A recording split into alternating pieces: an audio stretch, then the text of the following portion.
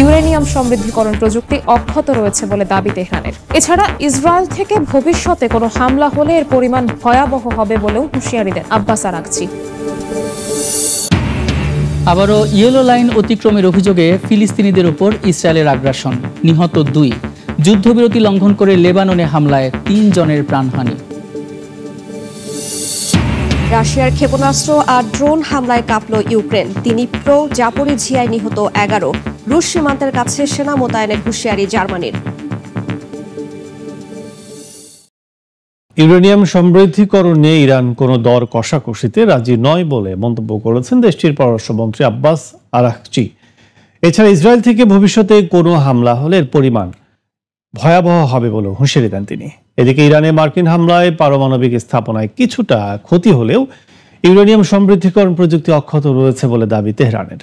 চলমান উত্তেজনার মধ্যে যুক্তরাষ্ট্র ও ইরানকে পারমাণবিক আলোচনায় ফেরার আহ্বান জানিয়েছে ওমান। যুক্তরাষ্ট্র ও ইরানের মধ্যে পরমাণু বিষয়ক আলোচনা চলাকালীন গেল জুন মাসে তেহরানে হামলা চালায় ইসরায়েল। চলমান সংঘাতের মধ্যেই ইরানের গুরুত্বপূর্ণ কয়েকটি পারমাণবিক স্থাপনা ধ্বংসের চেষ্টা করে যুক্তরাষ্ট্র। এরপর থেকে ওয়াশিংটন ও তেহরানের মধ্যে চলা আলোচনা পুরোপুরি ভেস্তে যায়। এর ফলাফল হিসেবে একদিকে ইরানের উপর আন্তর্জাতিক নিষেধাজ্ঞা জারি হয়, অন্যদিকে তেহরান পুরোদমে তাদের পারমাণবিক কার্যকলাপ পরিচালনা করতে থাকে। এরই মধ্যে ইরানের পররাষ্ট্রমন্ত্রী আব্বাস আরাগচি জানিয়েছেন, ইউরেনিয়াম সমৃদ্ধিকরণ থামাবে না তেহরান। এই নিয়ে কোনো সমঝোতা করতে ইচ্ছুক নয় বলে সাফ জানিয়েছেন তিনি। এছাড়া ক্ষেপণাস্ত্র তৈরি নিয়েও কোনো দর কষাকষিতে ইচ্ছুক নয় তেহরান। শুধু তাই নয়, ভবিষ্যতে যদি ইসরায়েল আবারও হামলার পদক্ষেপ নেয় তাহলে এর পরিণতি ভয়াবহ হবে বলেও হুঁশিয়ারি দিয়েছে দেশটি। ইসরায়েলের পাশাপাশি যুক্তরাষ্ট্রের ভূমিকা নিয়েও মন্তব্য করেন আরাগচি। মার্কিন হামলায় পারমাণবিক স্থাপনায় ক্ষতি হলেও ইউরেনিয়াম সমৃদ্ধকরণ প্রযুক্তি অক্ষত রয়েছে বলে দাবি করেন তিনি। এছাড়া যেসব স্থাপনায় হামলা চালানো হয়েছে সেখানেই পারমাণবিক উপাদান সুরক্ষিত আছে বলেও জানান আরাগচি। এদিকে যুক্তরাষ্ট্রের প্রেসিডেন্ট ডোনাল্ড ট্রাম্প 3 দশক পর প্রথমবারের মতো পারমাণবিক অস্ত্র পরীক্ষার নির্দেশ দিয়েছেন, যা নিয়ে তীব্র প্রতিক্রিয়া জানিয়েছে তেহরান। এই পদক্ষেপকে বিপরীতমুখী ও দায়িত্বজ্ঞানহীন আখ্যা দিয়ে আরাগচি বলেন, যুক্তরাষ্ট্র ইরানের কর্মসূচিকে দোষারোপ করলেও নিজেই পারমাণবিক পরীক্ষা চালিয়ে নাটক করছে। ইরান কোনো পশ্চিমা চাপে নত হবে না বলে মন্তব্য করেন দেশটির পররাষ্ট্রমন্ত্রী। তবে সরাসরি আলোচনায় বসতে না চাইলেও পরোক্ষ আলোচনার দরজা খোলা রয়েছে বলে জানিয়েছেন তিনি। এদিকে যুক্তরাষ্ট্র ও ইরানকে আবারও আলোচনায় ফেরার আহ্বান জানিয়েছে ওমান। এর আগে একাধিক দফা ওয়াশিংটন তেহরান পরমাণু আলোচনার আয়োজন করেছিল মাস্কট। ইয়েলো লাইন অতিক্রমের অভিযোগে আবারও 2 ফিলিস্তিনিকে গুলি করে হত্যা করেছে ইসরায়েলি বাহিনী। খান ইউনিস ও বুরেইজি শরণার্থী শিবিরে হামলায় এক শিশুসহ নিহত হয়েছে 2 জন। পশ্চিম তীরেও হামলা অব্যাহত রয়েছে। এদিকে যুদ্ধবিরতি লঙ্ঘন করে লেবাননে চালানো ইসরায়েলি হামলায় 3 জন নিহত হয়েছেন। গাজার সীমান্তে থেমে নেই গুলিবর্ষণ।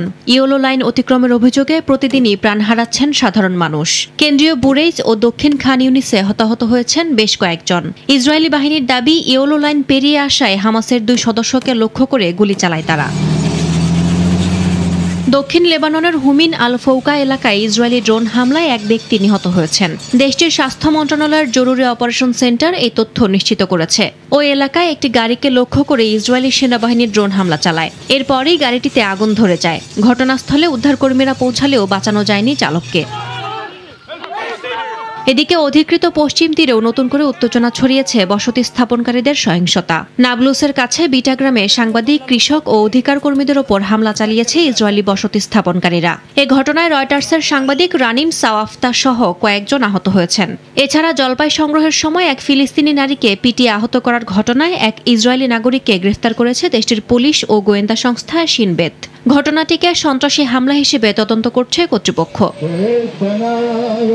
এমন উত্তেজনার মধ্যে গাজা থেকে 11 বছর আগে নিহত ইসরায়েলি সেনা হাদার গোল্ডিনের মরদেহ ইসরায়েলে ফেরত পাঠিয়েছে হামাস। যুদ্ধবিরতি চুক্তির শর্ত অনুযায়ী ইসরায়েলকে আরও 5 জন জিম্মির মরদেহ ফেরত দেওয়ার কথা হামাসের। গোল্ডিন তাদের একজন। রেড ক্রসের মাধ্যমে মরদেহটি পৌঁছায় তেল আবিবের ফরেন্সিক ইনস্টিটিউটে। 2014 সালের যুদ্ধের সময় রাফা হামলায় নিহত হন গোল্ডিন। ফেরত পাওয়া মরদেহটি গোল্ডিনের বলে নিশ্চিত করেছে ইসরায়েল। দক্ষিণ কোরিয়ায় মার্কিন বিমানবাহী রণতরী পৌঁছানোর পর নতুন করে হুঁশিয়ারি দিয়েছে উত্তর কোরিয়া। পিয়ংইয়ং বলছে, শত্রুর হুমকির জবাবে তারা এবার আরও আক্রমণাত্মক পদক্ষেপ নেবে। উত্তর কোরিয়ার প্রতিরক্ষা মন্ত্রী নো কওয়াং চোল সতর্ক করে বলেছেন, তাদের নিরাপত্তা পরিসরে যে কোনো অনুপ্রবেশ সরাসরি লক্ষ্যবস্তুতে পরিণত হবে। এদিকে সিউলে অনুষ্ঠিত বার্ষিক নিরাপত্তা বৈঠকে অংশ নিতে যুক্তরাষ্ট্রের সমরমন্ত্রী পিট হেগসেথ পৌঁছান দক্ষিণ কোরিয়ায়, যেখানে দুই দেশের জোটকে উত্তর কোরিয়ার প্রভাব মোকাবেলায় আরও শক্তিশালী করার প্রতিশ্রুতি দেওয়া হয়। রাশিয়ার বড় আকারের ক্ষেপণাস্ত্র ও ড্রোন হামলায় কেঁপে উঠেছে ইউক্রেন। দিনিপ্রো ও জাপোরিঝিয়ায় নিহত অন্তত 11 জন, হতাহত বেশ কয়েকজন। হামলায় ক্ষতিগ্রস্ত হয়েছে বিদ্যুৎ ও গ্যাস সরবরাহ ব্যবস্থা। এরই মধ্যে এক মাসের রেকর্ড 21,000-এরও বেশি ইউক্রেনীয় সেনা দায়িত্ব ছেড়ে পালিয়েছে বলে জানিয়েছে গণমাধ্যম। ইউক্রেনের পররাষ্ট্রমন্ত্রী আন্দ্রে সিবিহার দাবি, রাশিয়ার পক্ষ থেকে প্রায় 1400 আফ্রিকান নাগরিক ইউক্রেনের বিরুদ্ধে যুদ্ধ করছে। এদিকে প্রয়োজনে ন্যাটোর পক্ষ থেকে রাশিয়ার বিপক্ষে সেনা মোতায়েন করার কথা জানিয়েছে জার্মানি। রাতভর 25টিরও বেশি এলাকায় ক্ষেপণাস্ত্র ও ড্রোন হামলা চালায় রাশিয়া। ইউক্রেন জানায়, দেশজুড়ে 450টিরও বেশি ড্রোন ও 45টি ক্ষেপণাস্ত্র নিক্ষেপ করা হয়েছে।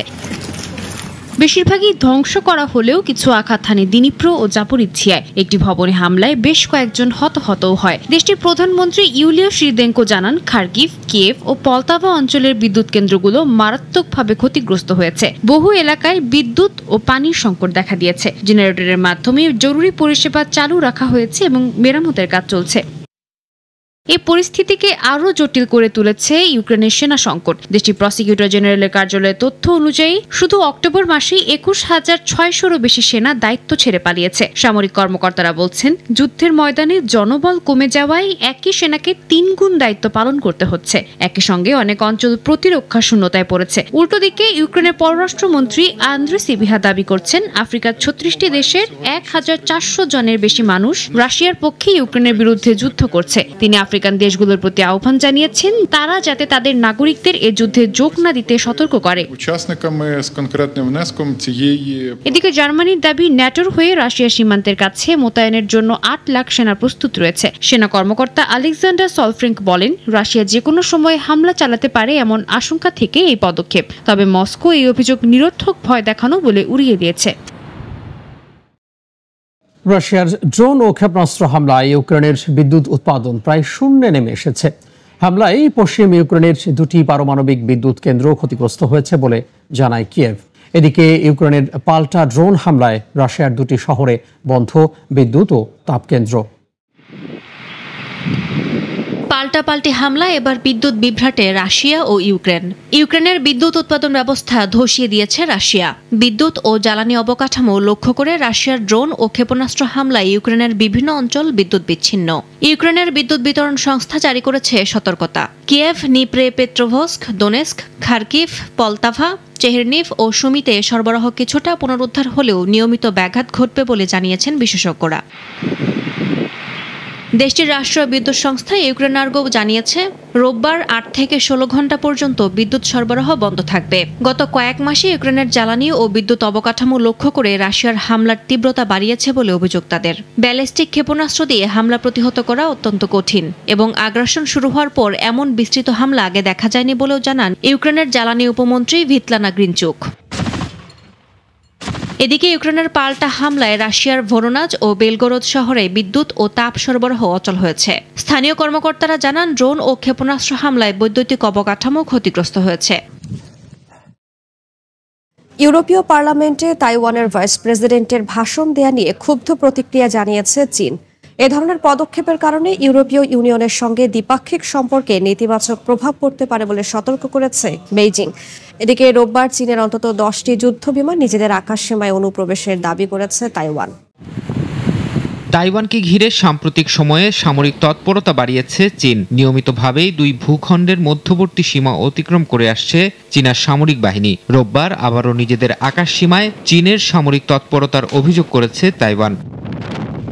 দ্বীপটির প্রতিরক্ষা মন্ত্রণালয় এক বিবৃতিতে জানায়, চীনের অন্তত 10টি যুদ্ধবিমান তাদের আকাশ সীমায় অনুপ্রবেশ করে। একই সঙ্গে প্রণালী ঘিরে চক্কর কাটে চীনা নৌবাহিনীর অন্তত 10টি নৌযান। চীনা যুদ্ধবিমানের অন্তত 4টি মধ্যরেখা অতিক্রম করে বলেও দাবি করেছে তাইপে। চীনা বিমান ও নৌযানের উপস্থিতি টের পেয়ে তাদের তাড়িয়ে দিতে নিজেদের বিমান দিয়ে টহল দেয় তাইপে। মোতায়েন করা হয় ক্ষেপণাস্ত্র ব্যবস্থা। এর আগে শনিবারও তাইওয়ানের আকাশ সীমায় অনুপ্রবেশ করে চীনের 18টি যুদ্ধবিমান ও 7টি নৌযান।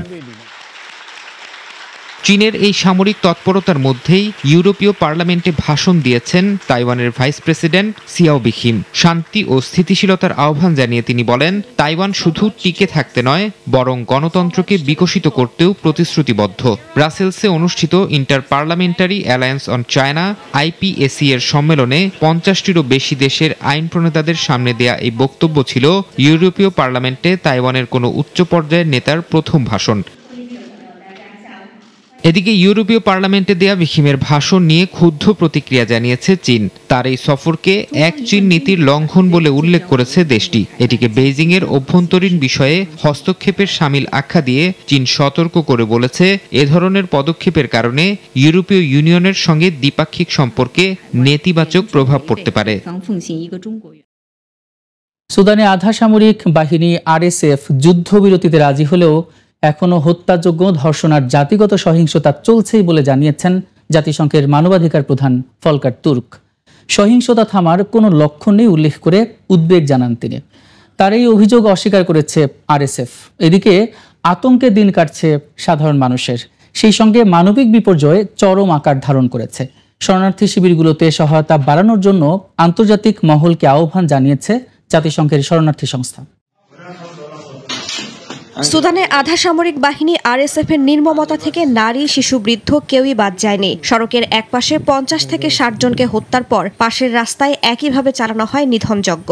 এমনকি ট্রাক দিয়ে বেসামরিকদের পিষে ফেলারও অভিযোগ উঠেছে। ভয়াবহ এসব অভিজ্ঞতা বর্ণনা করতে গিয়ে এখনও শিউরে উঠছেন প্রত্যক্ষদর্শীরা।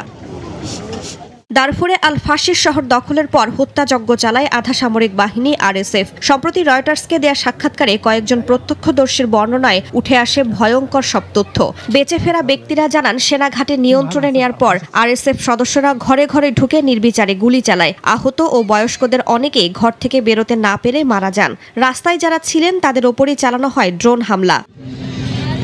বৃহস্পতিবার দারফুরে যুদ্ধবিরতিতে সম্মত হয়েছে আধা সামরিক বাহিনী RSF। তবে সেখানে এখনও হত্যাকাণ্ড, ধর্ষণ ও জাতিগত সহিংসতা চলছে বলে অভিযোগ করেছেন জাতিসংঘের মানবাধিকার প্রধান ফলকার তুর্ক। যুদ্ধ থামার কোনো লক্ষণ নেই বলেও উদ্বেগ জানান তিনি। দারফুরের এল ফাশির শহরে এখনো আতঙ্কিত বেসামরিক মানুষরা আটকে আছেন। তাদের বের হতে বাধা দেওয়া হচ্ছে। আমি আশঙ্কা করছি শহরের ভেতরে এখনো হত্যা, ধর্ষণ ও জাতিগত সহিংসতা চলছে। যদিও এসব অভিযোগ অস্বীকার করেছে RSF। যুদ্ধবিরতির কথা শুনেও স্বস্তিতে নেই সুদানের সাধারণ মানুষ। যুক্তরাষ্ট্র ও আরব রাষ্ট্রগুলোর মধ্যস্থতায় সাময়িক যুদ্ধবিরতির ঘোষণা দিলেও আবারও রাজধানী খার্তুম ও আদবারায় ড্রোন হামলা চালায় RSF।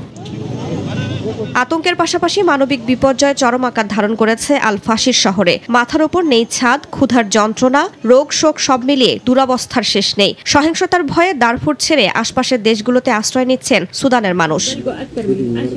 জাতিসংঘের শরণার্থী সংস্থার উপ হাই কমিশনার কেলি ক্লেমেন্টস চাঁদে আশ্রিত আল ফাশিরের শরণার্থীদের সঙ্গে দেখা করেন। শরণার্থী শিবিরগুলোতে পর্যাপ্ত সহায়তা দিতে আন্তর্জাতিক মহলকে আহ্বান জানিয়েছেন তিনি।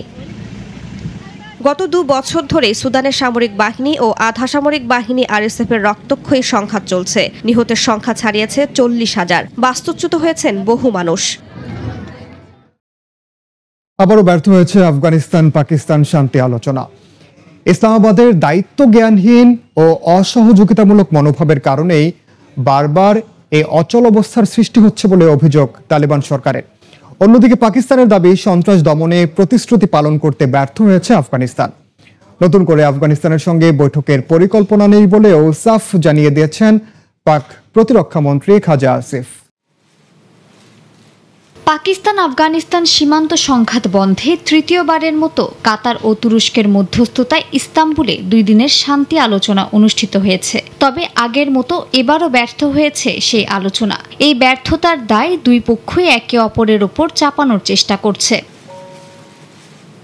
আফগানিস্তানে তালেবান সরকারের মুখপাত্র জবিউল্লাহ মুজাহিদ দাবি করেন, ইসলামাবাদ আলোচনায় সব নিরাপত্তার দায়িত্ব কাবুলের ঘাড়ে চাপানোর চেষ্টা করেছে, কিন্তু নিজেদের নিরাপত্তা বা সীমান্তে সহিংসতার দায় নিতে চায়নি। তিনি বলেন, পাকিস্তানের অসহযোগিতামূলক আচরণের কারণেই আলোচনার কোনো ইতিবাচক ফলাফল আসেনি।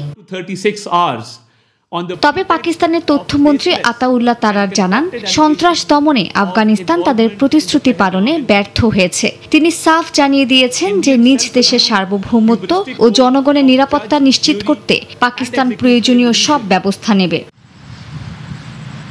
আর পাকিস্তানের প্রতিরক্ষা মন্ত্রী খাজা আসিফ শুক্রবার জিও নিউজকে দেয়া সাক্ষাৎকারে জানান, আলোচনায় সম্পূর্ণ অচলাবস্থা দেখা দিয়েছে এবং চতুর্থ দফার বৈঠকের কোনো পরিকল্পনাও নেই। তিনি জানান, ইসলামাবাদ মৌখিক প্রতিশ্রুতিতে নয়, কেবল লিখিত চুক্তিকে মেনে নেবে। আলোচনায় অংশ নেওয়া মধ্যস্থতাকারী তুরস্ক ও কাতারকে ধন্যবাদ জানিয়ে আসিফ বলেন, তাদের প্রচেষ্টা সত্ত্বেও কোনো সুফল আসেনি। জাতিসংঘের তথ্য অনুযায়ী অক্টোবরের সংঘর্ষে আফগান সীমান্তে 50 জন বেসামরিক নাগরিক নিহত হয়েছেন ও প্রায় 450 জন আহত হয়। পাকিস্তানের সেনাবাহিনীও জানিয়েছে, ওই সহিংসতায় তাদের 23 সেনা নিহত হয়েছেন। এই ঘটনার পাশাপাশি পাকিস্তান আফগানিস্তান সীমান্তের সংঘাত এখনও অব্যাহত রয়েছে।